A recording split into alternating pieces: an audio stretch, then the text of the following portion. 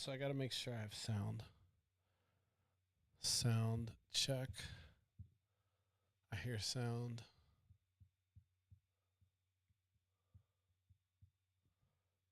Hello.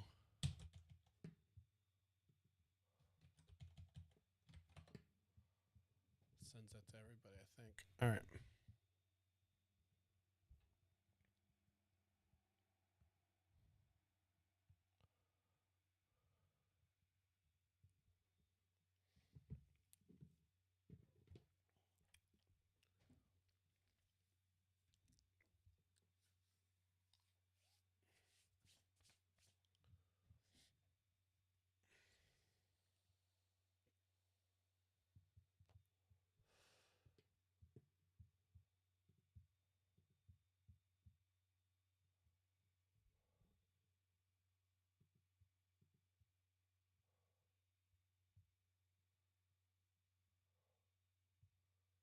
Oh, nice.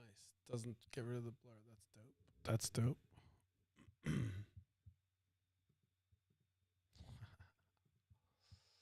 Oh. Sorry, folks. You know how the deal is.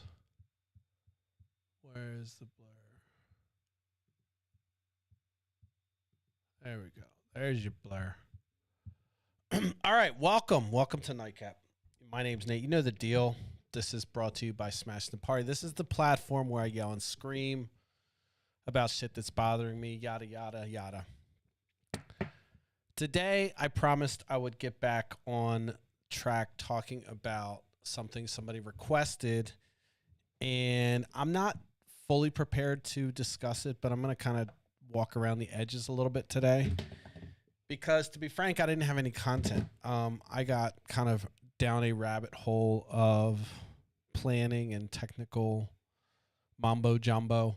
If you don't know, I've been kind of doing this whole cinematography thing on the side, trying to learn that because I want to tell a story, blah, blah, blah. So that's where I got pulled into. No apologies, just letting you know. So I started yesterday talking about something that I thought you might find interesting, which is, a teaching moment, if you will.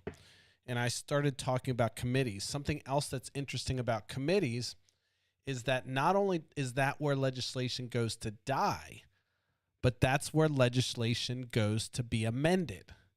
And it can be amended by certain folks that have influence. For instance, lobbyists can say, hey, just push this amendment, or vice versa, and so on and so forth. So look, I if you weren't there, I talked about just this whole mechanism of committees that exists within our government.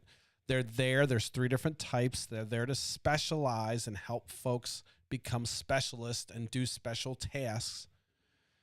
And these places are where legislation goes to die, but it's also where they go to get amended. And so yesterday that was important, but I think it's also important to mention that these bills get modified in these places, these dark places. They're not necessarily dark places, but they can become political blockades or political channels to essentially speed up or slow down legislation. And in some respects, this is all legal. It's just important to understand that this is why shit's all fucked up, and both parties can make the other party look kind of flaccid or powerless if they're a good minority party. The Republicans are always really good at being a minority party. They're always good at saying no to progress. It's their whole mojo anyway. They don't want to see anything change. If it were up to them, we'd probably still have, besides the fact that Republicans are the party of Lincoln only because they swapped kind of places. The Republican Party of Lincoln was a liberal party. So I would venture to say if the Republicans had their way with their mindset, we'd still have slaves. I know that's really fucked up, but I'm just saying. They don't want anything to change. And why would they want anything to change when that was economically feasible and it just made sense for the economy and everything else? So yada, yada, yada. So, but I wanted to just touch on that because, again, it's important if we're going to make changes to understand how this fucking shit works. I wanted to talk about the DNC and kind of somebody requested, what's my take on, like my take matters, but people want to hear my take on the DNC and their influence on candidates and how they pick and choose. And, the Bernie folks get frustrated. The Warren folks get frustrated. Anybody that's not a mainstream candidate gets frustrated with the machinations of the party. And so before I even kind of go into that and dive into like the specifics of mistakes that I think they made, I'm just going to talk briefly about the fact that this is why things become corrupted or can become corrupted when they grow. It's a natural thing that happens to a tribe as it grows larger and people are vying for power or whatever it is, they become corrupt. And so the DNC doesn't necessarily, they might have the best platform that I think out of the two parties that I agree with. That doesn't necessarily mean that they're not any different from how they operate than the other party. So this is where people can kind of say, yeah, the parties are the same. Well, in many aspects, they are the same. They have the same mechanisms. Certainly, they're, institutionally, they have kind of the same infrastructure set up for the most part. They kind of teeter back and forth between, seesaw and who has the best technology this election. But the bottom line is they are the same in that regard, but that's it. And the reason why that somebody could have an argument to say the parties are the same and they could stand on that is because if you look at how they raise money, how they, kind of make promises and don't deliver, and how they kind of become hypocritical and they have their outliers and they take money and those things are the same. And that's the frustrating thing about when you're trying to say, hey, vote Democrat, when somebody has a viable argument to say, the parties are operating in the same kind of respects. They're operating the same swampy bullshit. And so, of course, nobody, that can make many people just say, fuck it, which pisses me off as well. But anyway, so that's kind of my higher level take of the DNC and kind of why it's problematic. And then out from that become other problems like tentacles that reach out when you have people that are vying or say, ignoring kind of your core principles of why your organization's there, and you're doing whatever becomes the results that you're looking for become poll tested and kind of this chase for whatever candidate you're trying to push. And then then you start listening to consultants, and they're just looking at the numbers of how things work. And so they're starting to push a narrative. And these folks have connections in the media, and they have connections on social media, and they have reporters have access to them. And so the DNC is kind of like a PR group, a tribal PR group, and they have connections. And so they're able to pick their winners and choosers merely just by connecting people to the right spots and kind of pushing the right narratives.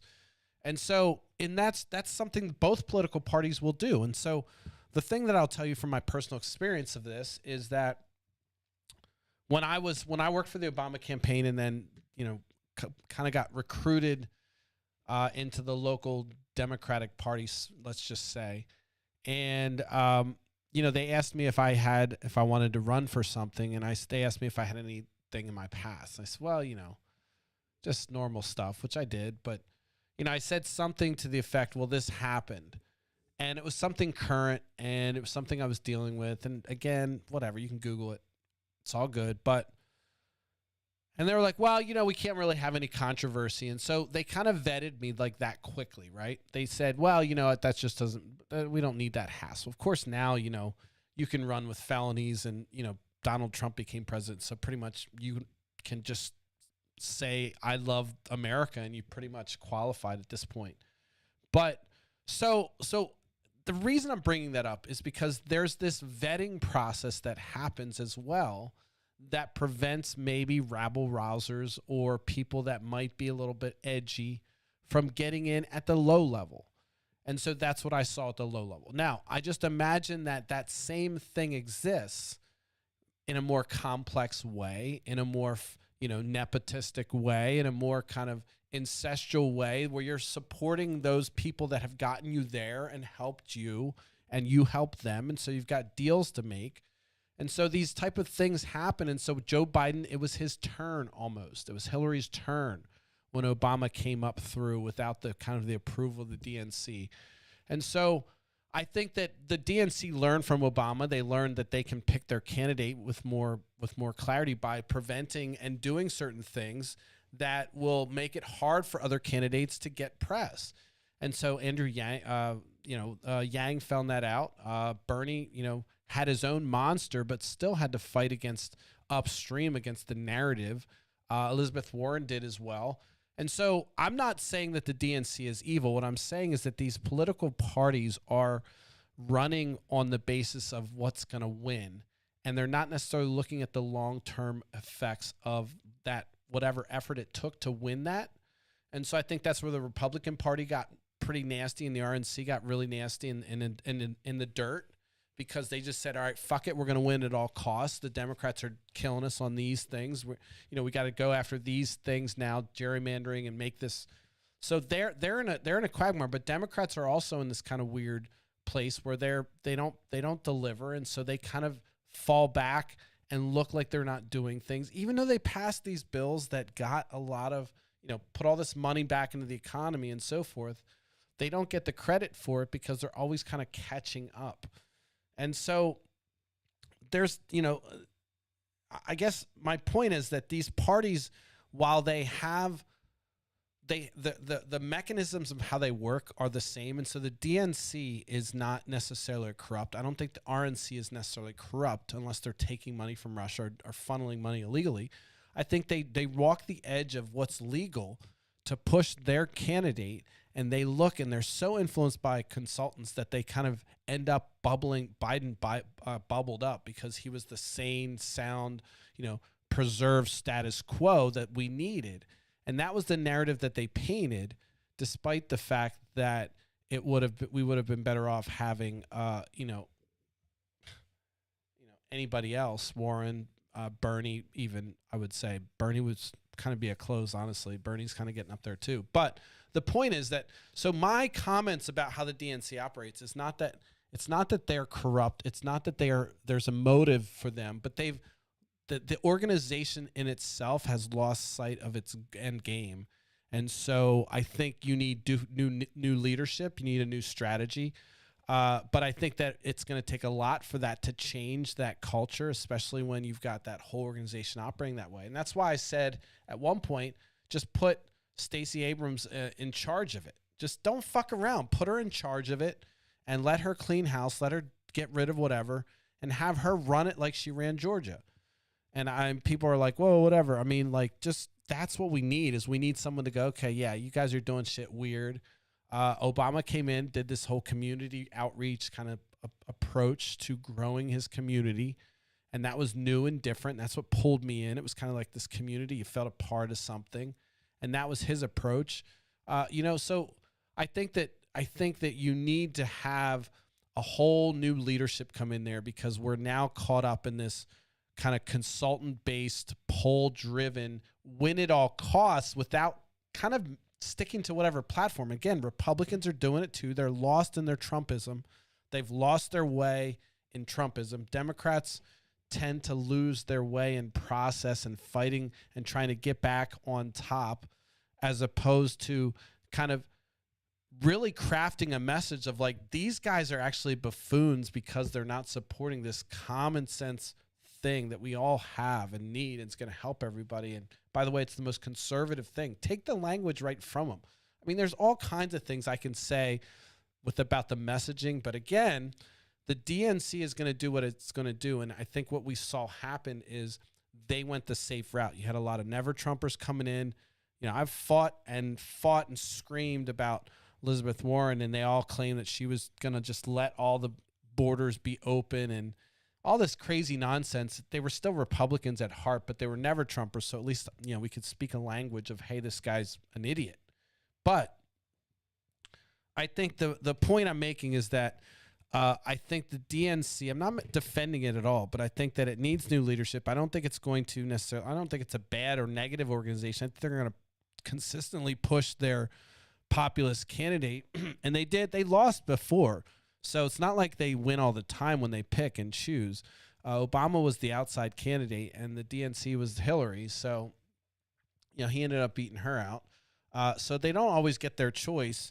I think that's why it takes someone revolutionary. And when they do get their choice, I think you need to be careful and kind of really put pressure on that president because they're going to be status quo.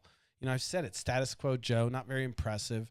And that's because of their influence with, their money influence, their corporate consultants to me are interesting in politics because they come in and they're not necessarily long-term players at all. They're really just there to maximize on short-term gains and kind of, game the system to make sure that you get to a certain mark. And then they really don't give a fuck. I mean, they should, right? But they don't.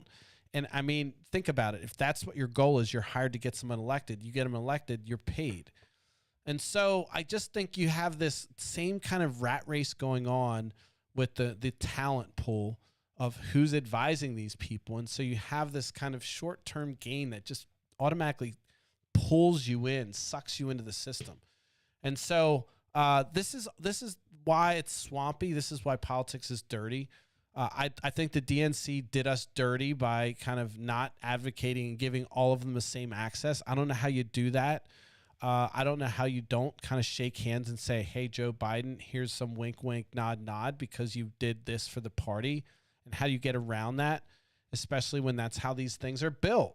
That's how these communities are built. So that's my saying. That's my take on the DNC. I think I only went 15 minutes. That's all right. I'm not feeling it tonight. I wanted to get on anyway because I want to be consistent. I've been kind of scrambling, getting kind of lost in rabbit holes lately and not doing as much content generation and kind of research that I want to be doing. So I just want to say that this week's a little scratchy, but I'm going to get back on the horse tomorrow. I'm going to cut it early today. Just be short and sweet. But anyway, my points today were really this. I think that, I obviously take a look at the amendment side of what happens in committees. That's your little tidbit for the day, right? We talked about committees, that we talked about how they die there, but then they get amended there too. That's interesting as well. So look at what your Congress might be doing there in that issue that you're concerned about. Then I kind of just touched on, just kind of a holistic, like a 30,000 foot view of corruption, of why I think the DNC is a failure. I mean, I didn't get into specifics, but I think that it's just the natural tendency for these organizations to lose sight, especially when their influence and their motive becomes kind of corrupted.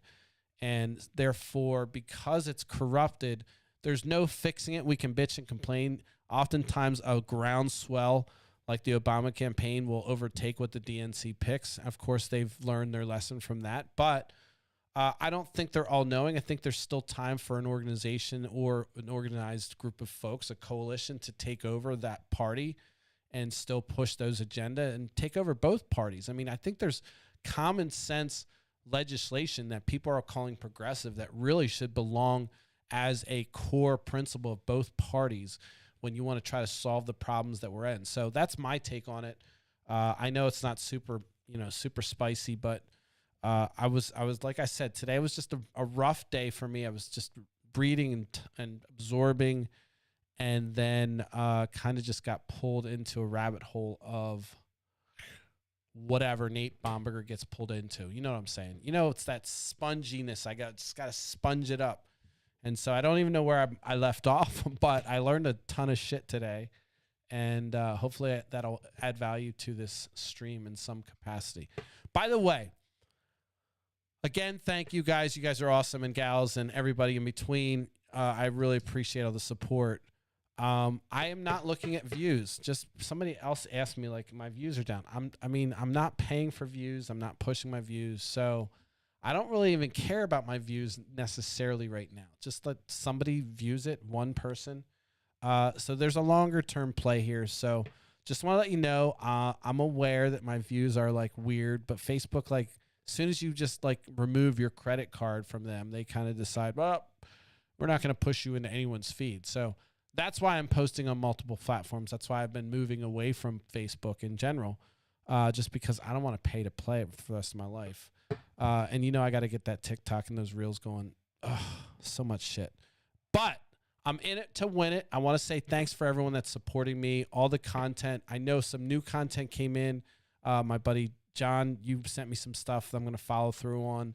Anything you send me, I will talk about. I'll do more on the DNC, but I wanted to just kind of touch it briefly tonight because I promised I would, and just kind of give my approach of how I'm going to talk about it when I do dive deeper. And that is, there's going to be natural problems with the organization, and that's really the incentive that's driven these organizations to, you know, basically take money, dark money, and essentially do whatever they need to win. And we're sitting here bitching, complaining, and we're griping because the parties aren't the same philosophically, perhaps, but they're doing the same kind of dirty quagmire bullshit that makes it kind of hard to say they're not the same in many regards. So anyway, that was kind of confusing, but hopefully you fucking watched and learned something. And if not, we'll be back on tomorrow at 10:30. I appreciate all the support. You guys are really killing it. I mean, again, somebody subscribed, somebody bought. So like, it's those little things, you know, if I can get to 1,000 people that are like contributing and helping me out, we can make this happen. So, and we're making it happen. It's just, you know, we can get that critical mass that we're looking for. So thank you very much. Again, if I told you, you wouldn't believe it, but I'm probably at about half of the reach of when I was boosting it. And I haven't spent a penny. So that's good. That means that I'm hitting a lot of areas. I thought I heard a weird sound. That means I'm hitting a lot of folks, and it's cross-platform, so it's a little harder to track. But I'm still happy with that, considering we're not spending any money, and all the money that you guys are basically, you know, any money that comes in right now is going towards covering the cost of running all this stuff. So I'm still, you know, in the red or in the black or whatever it is when you still need more money. So, you know, I'm tapping in my savings here, but we've got a plan. We're doing well. And I think that there's some things that are going to open up. Plus, you guys are great. Like, I can't even say thanks enough other than thank you so fucking much. I love this. It's going to get better. Again, the year of experimentation. We're trying to refine our craft, get it to the point where we make less mistakes. We have a cadence. We have a point. We speak with authority, and we grow this motherfucker. All right. So I will see you guys tomorrow at 10:30. Thank you. Peace. I don't even have a sign out yet. Come up with sign out for me.